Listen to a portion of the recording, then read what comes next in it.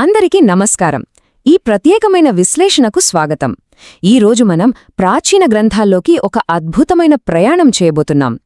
అసలు ఒక దైవిక రక్షణ యాత్ర ఎలా జరిగింది? చరిత్ర గమనాన్నే పూర్తిగా మార్చేసిన ఒక పేరు వెనుక ఉన్న ఆ లోతైన అర్థమేమిటి? ఇవన్నీ ఈరోజు మనం వివరంగా చూడబోతున్నాం. ఇదొక మైండ్ బ్లోయింగ్ జర్నీ అని చెప్పొచ్చు. మరి ఇంకెందుకు ఆలస్యం, మొదలు పెడదామా?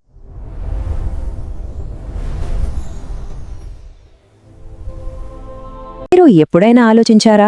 చరిత్రలో అత్యంత ప్రసిద్ధమైన కోట్లాది మంది పలికే ఆ పేరుకు అసలు అర్థమేమిటి? ప్రాచీన హిబ్రూ గ్రంథాలను బట్టి చూస్తే యేసు అనే ఆ పేరు వెనుక ఒక పెద్ద రహస్యమే దాగి ఉంది. ఈ ఒక్క ప్రశ్నతోనే మనం ఈరోజు మన టాపిక్లోకి ఎంటర్ అవుతున్నాం. ఆ పేరు కేవలం ఎవరినో పిలవడానికి పెట్టింది కాదు. దాని వెనుక చాలా చాలా పెద్ద ఉద్దేశ్యముంది. సరే, ముందుగా ఈరోజు మన ప్రయాణం ఎలా సాగబోతుందో ఒకసారి చూద్దాం.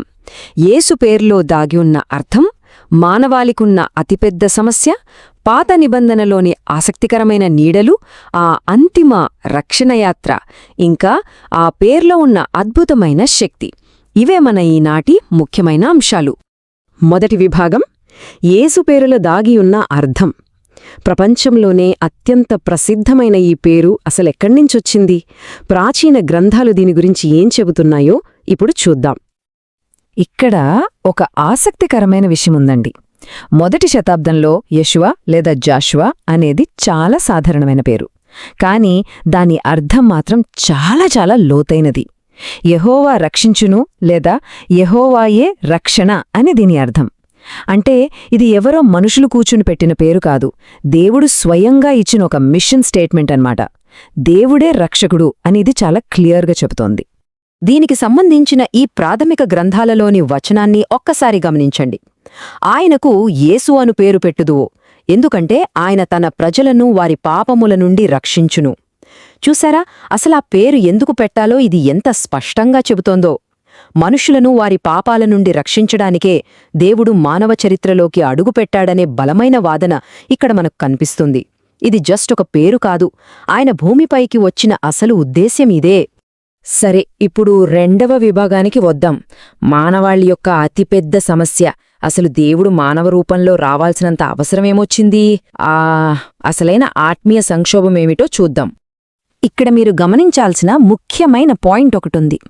మూలాధార గ్రంథాలు మానవాళి అతిపెద్ద సమస్య అంటే ఏదో పేదరికమనో, అనారోగ్యమనో లేదా రాజకీయ అణచివేత అనో చెప్పడం లేదు. మన అసలు సమస్య పాపం, దానివల్ల దేవుని నుండి వేరుపడటం, చివరికి ఆత్మీయ మరణం. మనం చేసే ఏ మతపరమైన ఆచారాలుగాని మంచి పనులుగాని ఇంతటి లోతైన ఆత్మీయ విభజనను సరిదిద్దలేవని ఈ గ్రంథాలు చాలా గట్టిగా నొక్కి చెబుతున్నాయి. ఇదొక చాలా క్రిటికల్ సిచ్యువేషన్ అని మనం అర్థం చేసుకోవాలి. ఈ వాస్తవాన్ని రోమీలకు రాసిన పత్రిక 3వ అధ్యాయం 23వ వచనం మరింత స్పష్టం చేస్తోంది. చూడండి, అందరూ పాపము చేసి దేవుడు అనుగ్రహించు మహిమను పొందలేకపోవచున్నారు. ఈ ఆత్మీయ సమస్య అనేది ఇక్కడ ఎవరో కొందరికి మాత్రమే పరిమితం కాలేదండి. ఇది యావత్ మానవాళికి సంబంధించిన సార్వత్రిక సమస్య. మనమంతా ఈ ఆత్మీయ సంక్షోభంలో ఉన్నవారమే అని ఈ వచనం అద్భుతంగా వివరిస్తోంది. ఇక 3వ విభాగం, పాత నిబంధన నీడలు. ప్రాచీనకాలపు వ్యక్తులు, వారి చారిత్రక సంఘటనలు యేసు పరిచర్యకు ఎలా ఒక అద్భుతమైన నమూనాలుగా నిలిచాయో ఇది స్పష్టం చేస్తుంది. నిజం చెప్పాలంటే ఈ విశ్లేషణలో నాకెంతో ఇష్టమైన అత్యంత కీలకమైన ఘట్టం ఇదే. ఇక్కడ ఈ పోలికను ఒక్కసారి గమనించండి. పాత నిబంధన కాలపు నాయకుడు యెహోషువకు, క్రొత్త నిబంధనలోని యేసుకు మధ్య ఉన్న డైరెక్ట్ కనెక్షన్ ఇది.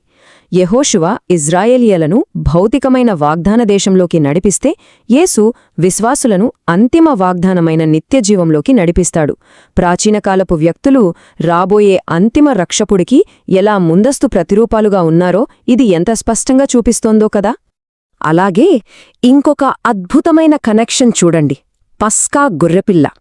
ప్రాచీన కాలంలో ఈజిప్టు బానిసత్వం నుండి ప్రజలను విడిపించడానికి ఒక గొర్రెపిల్లను బలి ఇచ్చారు. అయితే ఆ భౌతికమైన ఆచారం అంతిమంగా లోక పాపాలను తొలగించడానికి దేవుడే స్వయంగా దేవుని గొర్రెపిల్లగా మారే ఒక గొప్ప కార్యానికి ఇది జస్ట్ ఒక ముందస్తు సూచన లేదా ఒక నీడ మాత్రమే. ఆ పాత నిబంధనలోనే పస్కా గొర్రెపిల్ల అనే నీడను క్రొత్త నిబంధనలోని వాస్తవానికి డైరెక్ట్గా కనెక్ట్ చేసే అద్భుతమైన వచనం ఇదిగో ఇక్కడుంది. ఇదిగో లోక పాపమును మోసికొనిపోవు దేవుని గొర్రెపిల్ల. ప్రాచీన కాలంలో జరిగిన ఆ భౌతిక విడిపింపు యేసు ద్వారా శాశ్వతమైన ఆత్మీయ విడిపింపుగా ఎలా నెరవేరిందో ఈ ఒక్క వచనం మనకు సంపూర్ణంగా తెలియజేస్తోంది. సరే, ఇప్పుడు 4వ విభాగానికి వచ్చేద్దాం. అంతిమ రక్షణ యాత్ర. ఆ పాత నమూనాలు, నీడలు వాస్తవానికి ఎలా అమలు చేయబడ్డాయో ఇప్పుడు మనం చూద్దాం. ఈ రక్షణ యాత్రకు ముందే చాలా స్పష్టమైన లక్ష్యాలను సెట్ చేశారు. అవేంటంటే పాపాలను క్షమించటం, సాతాను శక్తిని నాశనం చేయటం మరియు మానవాళిని తిరిగి దేవునితో కలపటం. అదేనండి పునరుద్ధరించడం. ఆత్మీయ మరణం తీసుకొచ్చిన ఆ ఎఫెక్ట్ను పూర్తిగా సమూలంగా తిప్పికొట్టటమే దేవుని అసలైన ప్రణాళిక. అయితే అసలు దేవుడు ఈ కష్టమైన రక్షణాయాత్రను ఎందుకు చేపట్టాలి?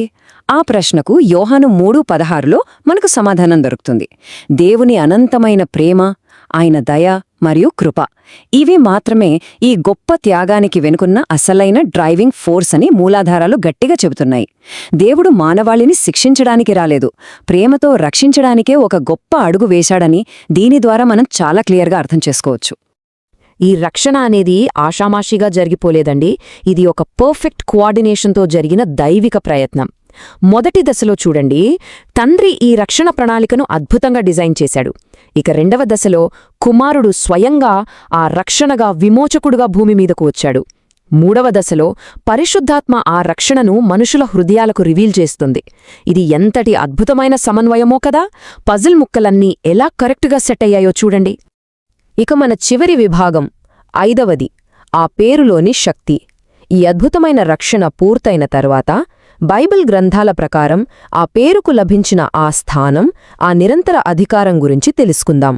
ఈ విజయవంతమైన దైవిక రక్షణ యాత్ర ఫలితంగా ఆ పేరుకు ఎలాంటి అత్యున్నత స్థానం లభించిందో ఈ ఫిలిప్పీయులకు రాసిన పత్రిక 2:9 మనకు వివరిస్తోంది. దేవుడు ఆ పేరును అన్ని పేర్ల కంటే అత్యధికంగా హెచ్చించి ప్రతి నామానికి పైగా ఉన్న శ్రేష్టమైన నామమును అనుగ్రహించాడు. శిలువపై జరిగిన ఆ మహాత్యాగం వల్లనే ఈ అనంతమైన అధికారం ఆ పేరుకు లభించింది. గ్రంథాల ప్రకారం చూస్తే ఈ పేరు కేవలం ఏదో చారిత్రకమైనది మాత్రమే కాదు సుమా. ఇది నిత్య జీవితంలో అత్యంత ఆచరణాత్మకమైనది మరియు చాలా శక్తివంతమైనది. ఆయన నామం ద్వారా దయ్యాలు వణుకుతాయి, మనం చేసే ప్రార్థనలకు అద్భుతమైన సమాధానాలు లభిస్తాయి, పాపులకు శాశ్వత రక్షణ దొరుకుతుంది, రోగులకు స్వస్థత కలుగుతుంది.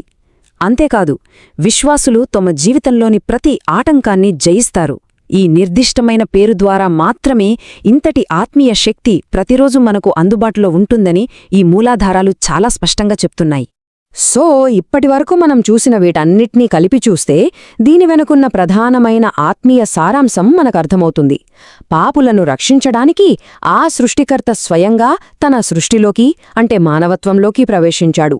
పాపం వల్ల మనకు దేవునికి మధ్య ఏర్పడిన ఆ పెద్ద అగాధాన్ని పూడ్చడానికి, పరలోకానికి మరియు మానవాళికి మధ్య శిలువ అనేది ఒక ఫైనల్ బ్రిడ్జ్గా, అంతిమ వంతెనగా నిల్చింది. దేవుని కరుణకు, ఆయన త్యాగానికి ఇది అసలైన నిదర్శనం.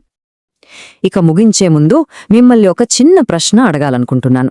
ప్రాచీన కాలపు నీడలు, ప్రవచనాలు అన్నీ కూడా ఈ అంతిమ రక్షణ వైపే సూచిస్తుంటే, మరి మానవాళి కోసం దేవుడు స్వయంగా తన ప్రాణ త్యాగంతో నిర్మించిన ఈ గొప్ప వంతెనకు మీరెలా స్పందిస్తారు? ఆ వంతెన ద్వారా ప్రయాణిస్తారా? ఇది నిజంగా లోతుగా ఆలోచించాల్సిన విషయం. ఈ చారిత్రక వాస్తవాలను అర్థం చేసుకోవడం నిజంగా ఒక గొప్ప ప్రయాణం కదా! ఈ ఆసక్తికరమైన విశ్లేషణలో నాతో పాటు ప్రయాణించినందుకు ధన్యవాదాలు.